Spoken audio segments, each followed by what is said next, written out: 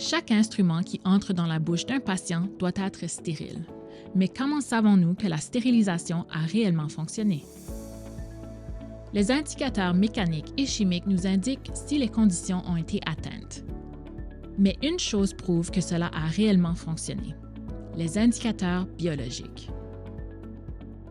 Un indicateur biologique, ou IB, contient des millions de spores bactériennes hautement résistants. Si le processus de stérilisation détruit ces spores, il détruit tout le reste. Chaque stérilisateur doit effectuer un test de spores chaque jour.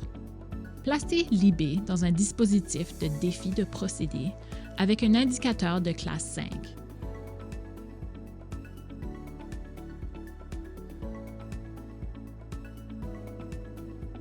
Exécutez votre cycle le plus exigeant, puis incubez l'échantillon avec une fiole témoin. Les résultats apparaissent dans les 24 heures.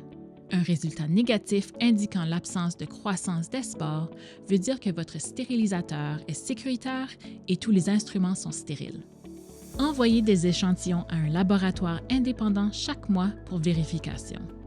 Enregistrez chaque test dans votre registre de charge. C'est obligatoire selon la norme PCI du Nouveau-Brunswick. Mais que se passe-t-il si un IB échoue? Une action immédiate est requise. Retirez immédiatement le stérilisateur du service. Examinez tous les dossiers depuis votre dernier IB négatif. Vérifiez les erreurs d'opérateur comme la surcharge. Ensuite, répétez le test. S'il échoue à nouveau, le stérilisateur demeure hors service. Appelez un technicien. Rappelez et retraitez tous les instruments provenant des charges suspectes. Cela protège vos patients. Les indicateurs biologiques sont le moyen le plus fiable de vérifier la stérilisation. Tests quotidiens, documentation adéquate et réponse rapide aux défaillances. C'est ainsi que nous assurons la sécurité des patients.